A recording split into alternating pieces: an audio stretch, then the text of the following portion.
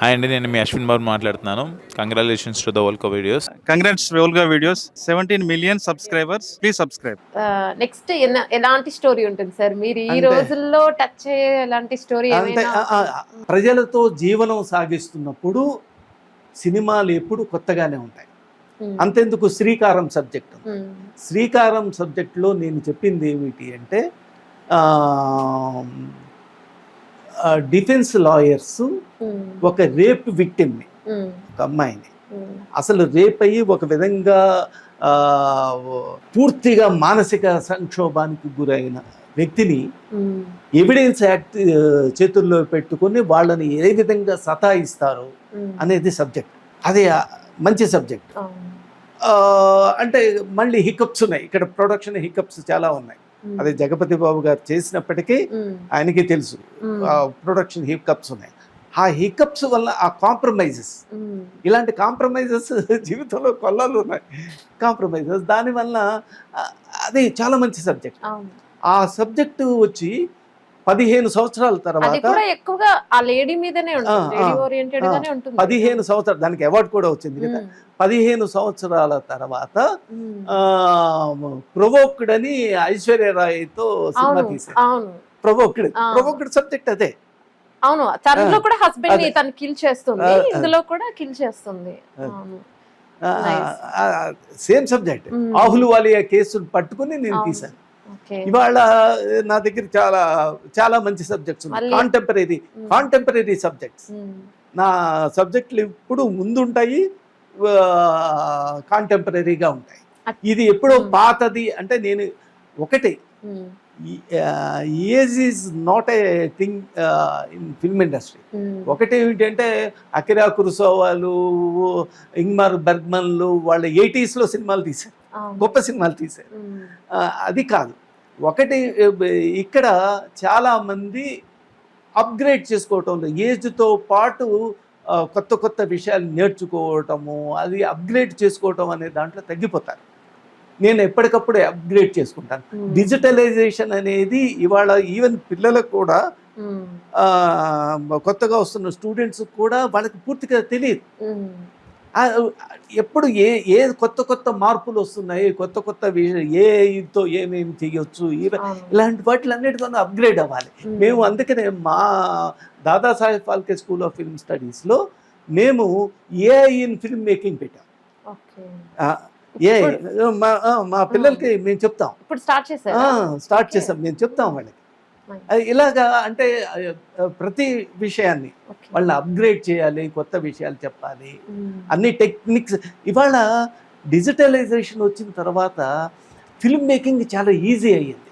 అది అంతకుముందు మేము ఒక రికార్డింగ్ చేయాలంటే, నేను అసిస్టెంట్ డైరెక్టర్గా వెళ్ళినప్పుడు పెద్ద పెద్ద మెషిన్లో ఆడియోగ్రాఫ్, ఒక వాయిస్ రికార్డ్ చేయాలంటే పెద్ద పెద్ద మెషిన్స్ ఉన్నాయి. వాళ్ళు చిన్న కంప్యూటర్ పెట్టుకుని చక్కగా రికార్డ్ చేయొచ్చు. ఇవాళ మీకు ఒక స్ట్రీట్ని మొత్తం లైట్ అప్ చేసే బల్బులు మీ జేబుల్లో వేసుకుని వెళ్ళచ్చు. ఇవాళ అంత ఇది ఉంది. మీ వర్చువల్లీ మీ పాకెట్లో పెట్టుకుని మొత్తం మీ ఈ వీధి మీద అంతటినీ లైటింగ్ చేయొచ్చు.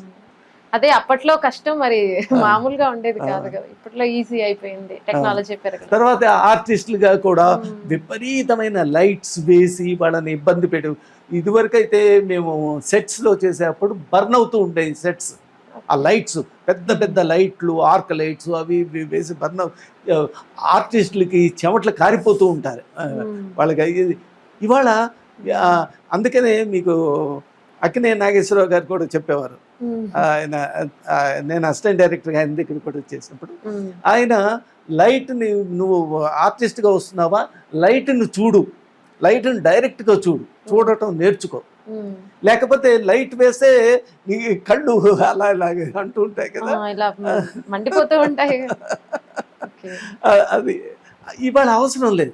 చాలా సాఫ్ట్ లైట్తోను వాటితోనూ చక్కగా చేయడానికి అవకాశాలు ఉన్నాయి. ఇబ్బంది పెట్టటల్లా ఆర్టిస్టులకు కూడా, అంటే వాళ్ళు ఎక్స్ప్రెస్ చేయడానికి కావాల్సిన అవకాశాలు ఇవాళ బాగా ఉన్నాయి. ఓకే, ప్రెజెంట్ మీ పిల్లలు ఏం చేస్తున్నారు సార్? అందరూ ఈ Dadasaheb Phalke school of film studies అంటే నా ఎక్కువ ఇంక్లినేషన్ నేను మంచి సినిమాలు చేయాలి అనేదే నా ఇంక్లినేషన్. జర్నీ ఆ విధంగానే సాగుతుంది. I'm ready to do that. ఇక్కడ ఈ ఫిల్మ్ స్కూల్కి Dadasaheb Phalke school of film స్టడీస్కి ప్రిన్సిపల్గా మా అబ్బాయి అన్నాడు. తను 5 years కమ్యూనికేషన్స్ చేశాడు. తరువాత రేడియో మిర్చికి ప్రోగ్రామింగ్ హెడ్గా విజయవాడ వైజాగ్ చేశాడు.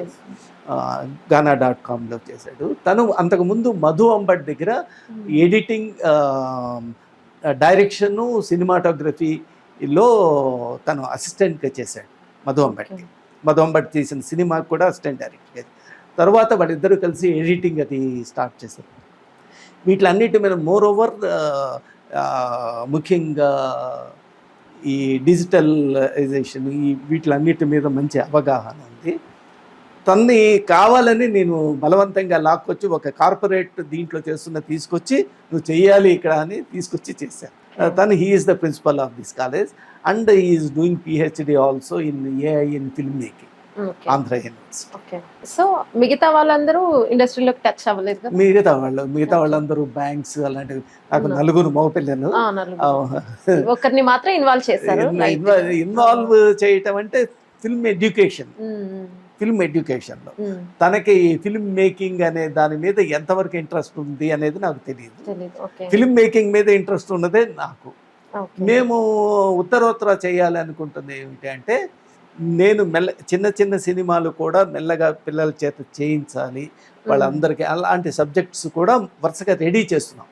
చిన్న బడ్జెట్లో అయినా సరే దానికి technical identifiable subjects, technical excellence ఉంటే అది ఎలాగైనా బిజినెస్ అవుతుంది.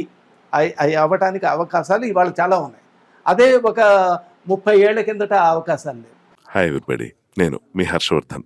Congratulations Volga Videos. Very hardy congratulations to Volga Videos. Volga ప్రేక్షకులందరికీ congratulating Volga Video for achieving 17 million subscribers. Please subscribe Volga videos. Congratulations to 17 million subscribers. Congratulations అండి. Congratulations. Please do subscribe to Volga Videos.